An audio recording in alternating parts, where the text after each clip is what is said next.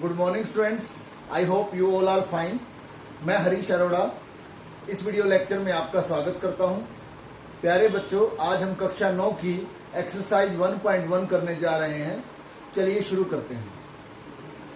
मैंने स्क्रीन पे एक्सरसाइज 1.1 की क्वेश्चन नंबर 1 लिखा है कि क्या शून्य एक परिमेय संख्या है?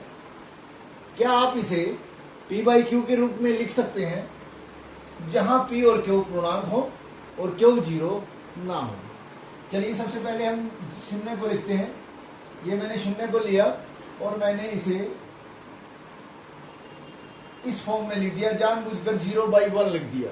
0/1 भी 0 ही होता है, हम इसे लिख सकते हैं। अब यहां पर 0 p के फॉर्म में है और 1 q के, यानी कि हम इसे p बाई क्यू के रूप में लिख सकते हैं जहां पर p का मान 0 है और q का मान 1 है। 0 और 1 दोनों पूर्णांक है। जी हाँ, दोनों p और q यहां पर पूर्णांक है। और तीसरी बात कि q 0 ना हो। जी हाँ, हमारा q 0 भी नहीं है, q हमारा 1 है। यानी कि तीनों शर्तें, इसे p बाई क्यू रूप में लिखा जा सकता है। जी हाँ, लिखा जा सकता है। p और q पूर्णांक है। जी हाँ, दोनों पूर्णांक है। और q 0 नहीं है, q 1 है, तो इसका मतलब q 0 भी नहीं है। अतः हम कह सकते हैं हाँ, शून्य एक परिमेय संख्या है। चलिए दूसरा क्वेश्चन देखते हैं कि दूसरा क्वेश्चन है कि 3 व 4 के बीच में आने वाली 6 परिमेय संख्या लिखिए। चलिए सबसे पहले संख्या रेखा को ड्रॉ करते हैं हम। ये मैंने 3 लिया और ये मैंने 4 लिया। इसके बीच में हमें 6 परिमेय संख्या दिखानी है, यानी कि 1 2 3 4 5 6। हमें इस 3 और 4 के बीच में 6 परिमेय संख्या दिखानी है। तो इस हिसाब से इसके 7 टुकड़े हो गए। आप गिन सकते हैं। देखिए, एक पोर्शन ये हो गया 1, दूसरा पोर्शन 2 3 4 5 6 7, यानी कि संख्या रेखा के 7 टुकड़े होते हैं। ऐसे क्वेश्चन में जितनी परिमेय संख्या आपको लिखनी है उसमें एक जोड़ के, यानी कि आपको कितनी लिखनी है? 6 परिमेय संख्या। तो आप 6 + 1 कितना हो गया? 7 हो गया। तो 7 को, यानी कि आपको 7 पार्ट्स करने हैं, तो आप सबसे पहले 3 लें और इसको ऊपर और नीचे 7 से डिवाइड और मल्टीप्लाई करें। तो ये आ गया 21/7। 3 को ऐसे लिख सकते हैं 21/7। ठीक इसी तरीके से 4 को लें और 7 से मल्टीप्लाई कर लें और 7 से इसे डिवाइड कर लें। ये हो गया 28/7, यानी कि 21/7 28/7। अब बीच में आप 22/7 23/7 24/7 25/7 26/7 27/7, ये आप देख सकते हैं कि आपको 3 और 4 के बीच में, क्योंकि 21/7 3 है, 28/7 4 है, 3 और 4 के बीच में आपको 6 परिमेय संख्या प्राप्त होंगी जिनके मान है 22/7 23/7 24/7 25/7 26/7 27/7। चलिए थर्ड क्वेश्चन को शुरू करते हैं कि 3/5 व 4/5 के बीच में 5 परिमेय संख्या लिखिए। अब ये सेम पिछले क्वेश्चन की तरह है। आपको कितनी परिमेय संख्या लिखनी है? 5।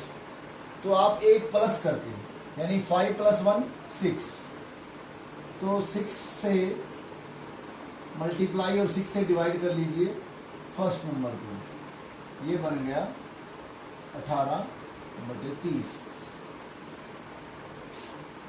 दूसरा अंक है 4/5, इसको भी 6 से मल्टीप्लाई कर लीजिए और 6 से डिवाइड कर लीजिए, ये आ गया 24/30।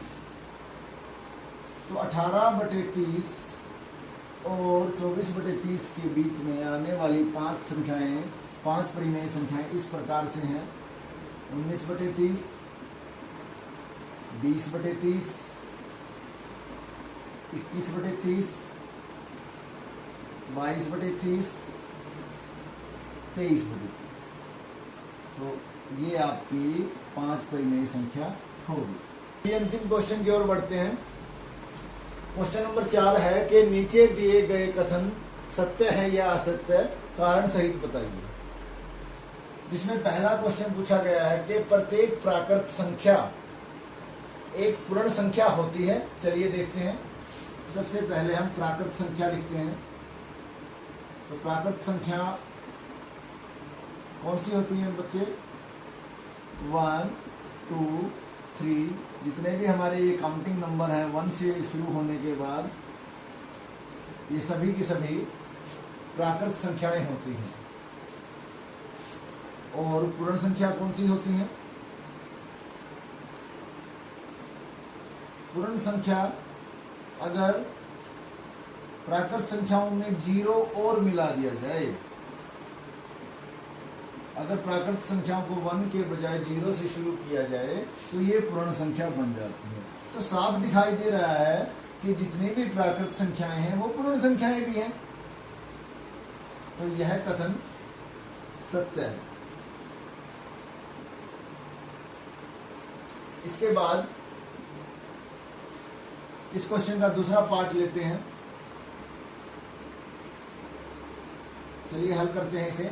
ये कहता है कि प्रत्येक पूर्णांक एक पूर्ण संख्या होती है। चलिए देखते हैं। जैसे मैंने आपको अभी बताया कि पूर्ण संख्या 0 से स्टार्ट होकर, 0 से शुरू होकर आगे की ओर बढ़ने वाले अंक पूर्ण संख्याएं कहलाते हैं। अब पूर्णांक की बात करते हैं तो पूर्णांक में, पूर्णांक संख्या की बात करें, पूर्णांक संख्याएं में 0 से धनात्मक पूर्णांक राइट साइड में बढ़ते चले जाते हैं और इसी तरह से ऋणात्मक पूर्णांक लेफ्ट साइड में बढ़ते चले जाते हैं। तो आप देख सकते हैं कि पूर्णांक संख्याएं, सभी के सभी पूर्णांक संख्याएं पूर्ण संख्या नहीं हो सकती, क्योंकि पूर्णांक संख्याओं में आने वाले ऋणात्मक पूर्णांक पूर्ण संख्या में कवर नहीं होते, क्योंकि पूर्ण संख्या में केवल 0 और धनात्मक पूर्णांक आते हैं और ऋणात्मक पूर्णांक इसमें नहीं है। तो इसीलिए सभी पूर्णांक संख्याएं पूर्ण संख्या नहीं हो सकती। तो यह कथन असत्य है। चलिए तीसरे क्वेश्चन की ओर बढ़ते हैं, तीसरे पार्ट की ओर, कि प्रत्येक परिमेय संख्या एक पूर्ण संख्या होती है। पूर्ण संख्या हम बार बार लिख चुके हैं कि पूर्ण संख्या 0 से शुरू होकर धनात्मक अंकों की ओर, धनात्मक पूर्णांक की ओर जाने वाली संख्याएं पूर्ण संख्याएं हैं। और परिमेय संख्या में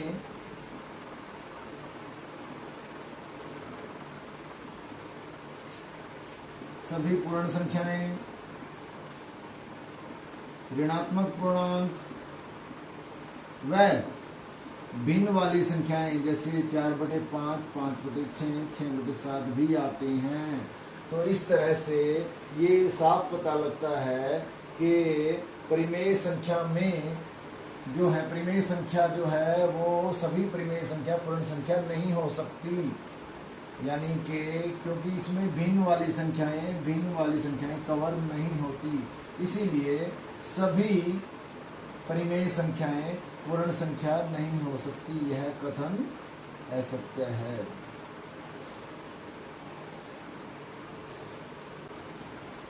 So students, this is all about today's topic.